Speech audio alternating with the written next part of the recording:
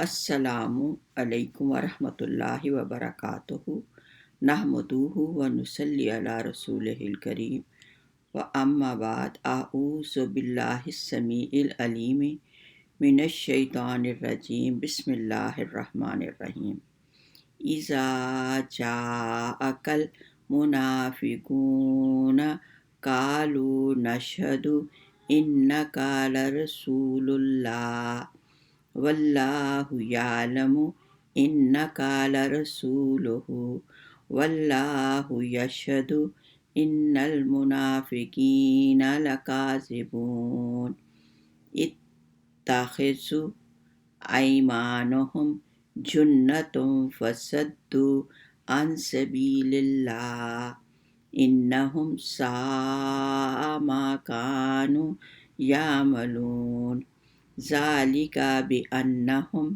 आमनु सुम्मा कफरु फतुबिया अला क़ुलूबिहिम फ़हुम ला यफ़क़हून। सीरत नबी सल्लल्लाहु अलैहि वसल्लम मदनी ज़िंदगी का तीसरा साल। सरिया ज़ैद और ग़ज़वा हमरातुल असद और जंग उहद, ये अहम वाक़यात थे तीसरी हिजरी में। और कुरान और आपस सीरत कुरान जुड़े हुए हैं। तीसरी हिजरी में सूरत आल इमरान, सूरत सफ़ और सूरतुल मुनाफ़िकून जो थी उनका नज़ूल हुआ।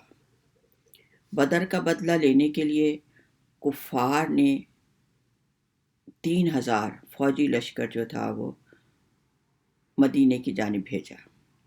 दूसरी तरफ इस्लाम के लश्कर में सिर्फ 100 मर्द थे, 1000 मर्द थे। और जंग से कुछ पहले मुनाफिकों के सरदार रईसुल मुनाफिकीन 300 लोगों को धोखा देकर वापस रह गए।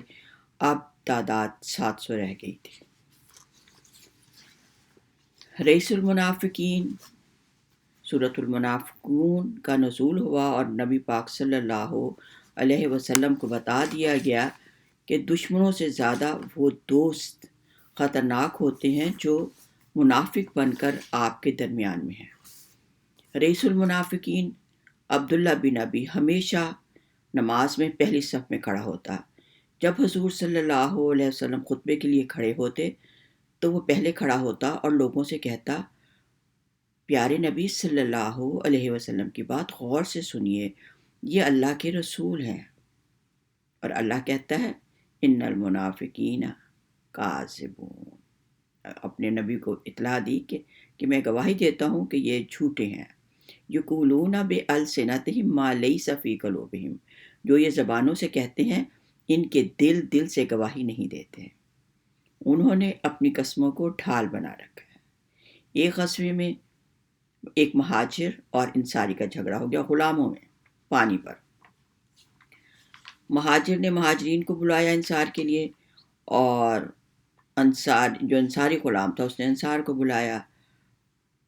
अब इस पर अब्दुल्ला बिन अबी मुनाफिक ने इंसार से कहा, तुमने महाजरीन को मदद की, उनको अपने साथ रखा, देखो अब ये तुम्हारा खाकर तुम पर बरस पड़े।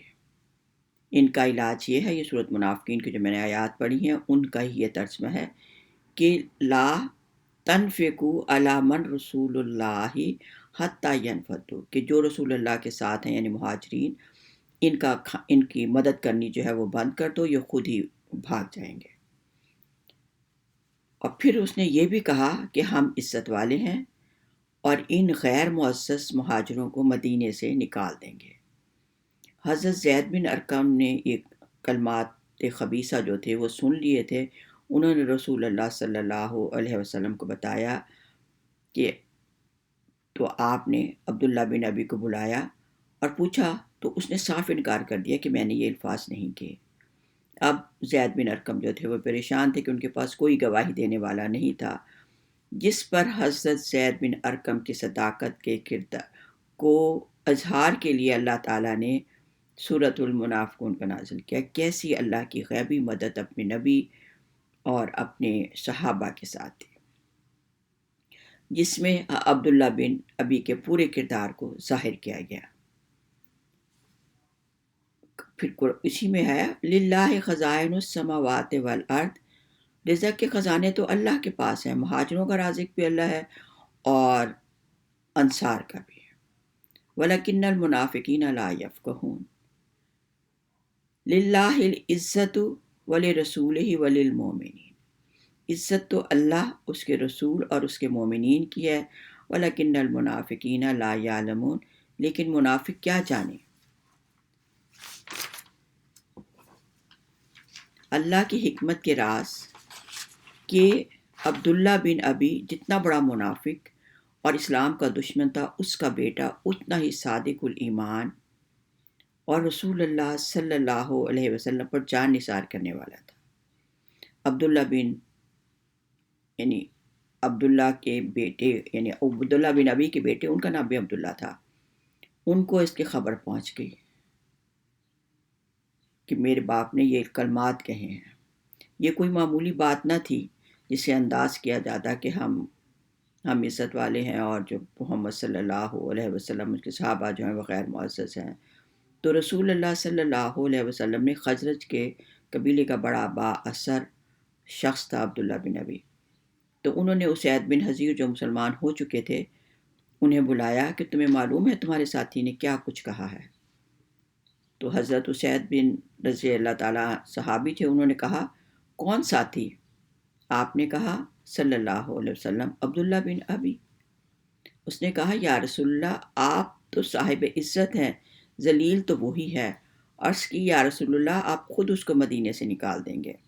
پھر عرض کی یعنی اس کا خرچ خزرج کا ہی تھا نا بندہ عبداللہ بھی، تو یا رسول اللہ اس سے نرمی کا برتاؤ کیجیے، آپ کو اللہ تعالی ہمارے پاس اس وقت لایا جب قوم نے اس کے لیے سونے کا تاج بنوایا کہ ہم اسے شاہی تاج پہنا دیں گے، اور یہ سمجھتا ہے کہ آپ کے آنے سے اس کی بادشاہی چھن گئی ہے۔ عبداللہ بن ابی ابھی شہر میں داخل نہیں ہوا تھا کہ اس کے بیٹے نے میان تلوار سے نکال لی اور باپ کے راستے میں کھڑا ہو گیا۔ باپ کی سواری آئی تو اس نے روک لیا۔ نیک بخت بیٹے نے باپ سے کہا اللہ کی قسم اس وقت تک آپ مدینے میں داخل نہیں ہو سکتے جب تک آپ اس بات کا اقرار نہ کر لو کہ رسول اللہ صلی اللہ علیہ وسلم عزت والے ہیں اور تم ذلیل ہو۔ آخر اس نے یہ الفاظ ادا کیے۔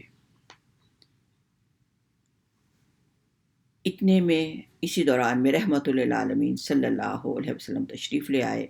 عبداللہ بن ابی نے اجازت طلب کی تو آپ نے اجازت دے دی۔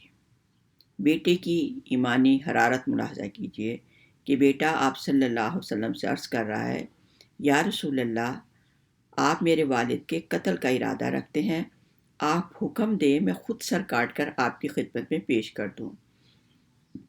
بیٹے نے کہا کہ اللہ کی قسم سارے خزرج کو معلوم ہے مجھ سے بڑھ کر اپنے باپ کا کوئی خدمت گزار نہیں۔ اس نے کہا یا رسول اللہ، میں اپنے باپ کی چہرے کے جاہ و جلال اور اس کے دیکھ کر میں آنکھ اٹھا کر میں نے آج تک اپنے باپ کا چہرہ نہیں دیکھا۔ یا رسول اللہ، اگر آپ کسی اور کو حکم دیا تو شاید میں اپنے باپ کو قاتل کو چلتا پھرتا دیکھوں تو میں برداشت نہ کر سکوں، مگر رحمت للعالمین نے جواب دیا ہم اس کے ساتھ نرمی کا برتاؤ کریں گے، یعنی ہم اسے قتل نہیں کریں گے۔ ایک بیٹے کا پکا ایمان اللہ اور اس کے رسول کی محبت و رضا کو اپنے باپ کی محبت پر مقدم رکھنا عبداللہ کے ایمان کی کامل دلیل تھے۔ اسی نیک بخت بیٹے نے باپ کی محبت کی بھی ایک مثال قائم کر دی۔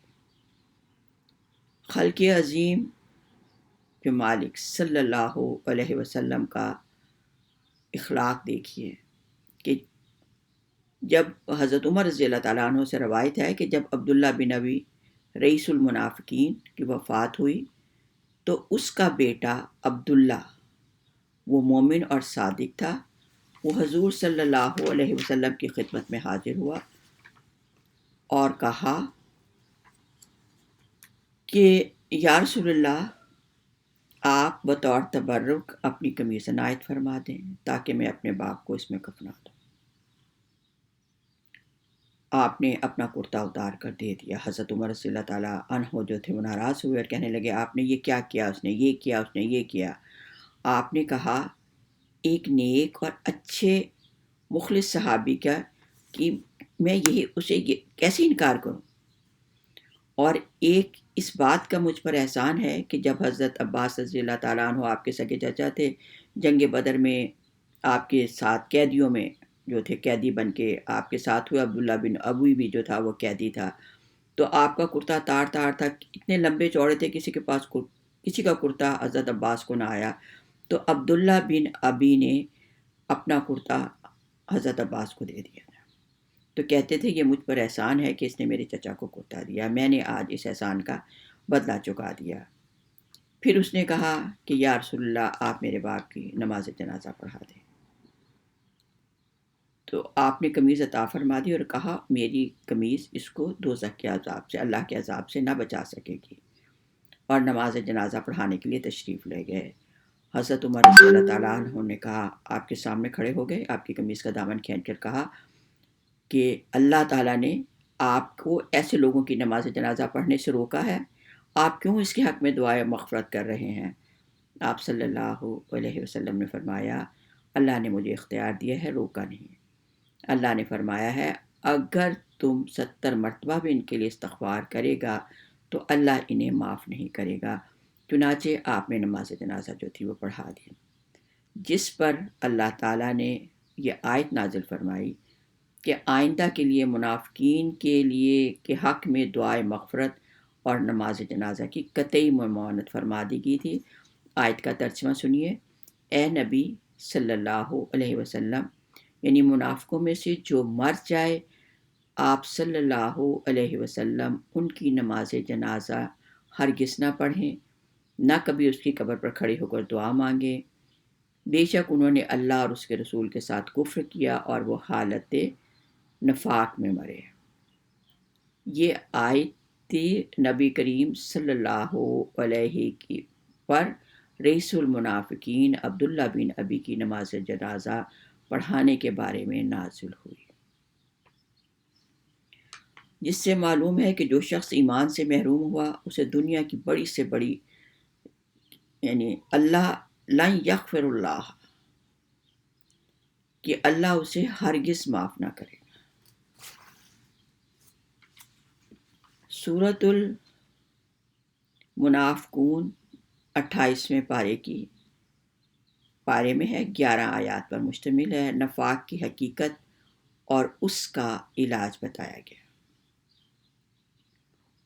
نفاق کا علاج دوسرے 3 آیات میں بتایا گیا کہ اے ایمان والو، تمہارے مال اور اولادیں تمہیں اللہ کے ذکر سے غافل نہ کر دیں، یعنی مال کی محبت تم پر اتنی غالب نہ آ جائے کہ تم اللہ کے بتلائے ہوئے احکام اور فرائض سے اللہ کے ذکر سے غافل ہو جاؤ۔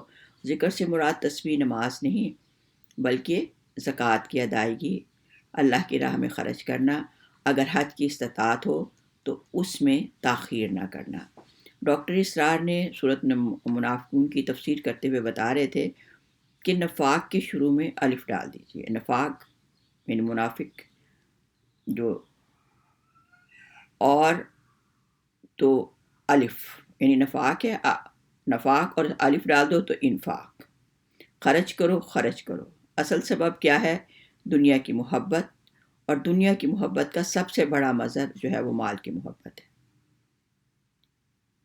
تو زکوٰۃ نہیں دیتا کہ میرا اتنا مال خرچ ہو جائے گا، حج نہیں کرتا اتنی بڑی رقم کیسے خرچ کروں، تو کہا وَانفِقُوا مِمَّا رَزَقْنَاكُمْ، خرچ کرو جو مال میں نے تمہیں دیا ہے، اس سے پہلے کہ تم میں سے کسی کو موت آئے اور وہ پھر کہے کہ اے میرے رب، تو نے مجھے کچھ مدت زندگی کی مہلت کیوں نہ دی، فَأَصَدَّقَ وَأَكُن مِّنَ الصَّالِحِينَ کہ میں اپنی مال اور دولت خرچ کرتا اور تیرے صالحین بندوں میں شامل ہو جاتا۔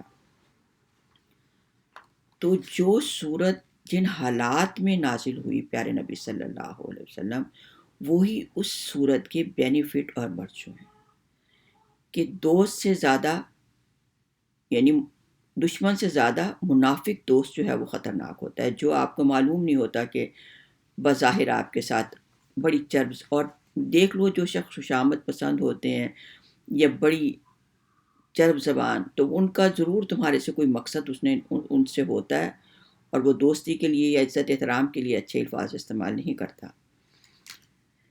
تو کہا جو شخص سورۃ المنافقون کو باوضو پڑھ کر سوئے انشاءاللہ نفس اور شیطان کے شر سے اللہ کی حفاظت میں رہے گا۔ روزانہ سورۃ المنافقون کا ایک بار پڑھنا اپنی زندگی کا معمول بنا لیں۔ گھر میں یا خاندان میں جو شخص ہوگا وہ دشمنی بھول جائے گا اور مغلوب ہو جائے گا، اور انشاءاللہ اس سورت کے پڑھنے سے چغل خور اور اس کی چغل خوری کے نقصان سے بھی محفوظ رہے گا۔ اب جو روزانہ اس کو پڑھتا ہے تو زندگی بھر اس کا کوئی دشمن پیدا نہ ہوگا۔ رجب کے اس مبارک مہینے میں ماہ رمضان کی تیاری شروع کریں۔ آج ہی سورۃ المنافقون کو کتاب کھول کر، قرآن کھول کر ایک لائن کو ترجمے اور تفسیر کے ساتھ پڑھیے، اور جب آپ کو بات سمجھ آئے درس پڑھنے کے بعد تو پھر آپ محسوس کریں کہ آپ کے اندر اللہ کیسی طاقت اور قوت اور کیسی خوشی نصیب ہوتی۔ قرآن پڑھنا دل کو روشن کرتا ہے۔ تو اب اگر روٹین بنائیں گے تو تبھی ہم، یعنی ہماری اکثریت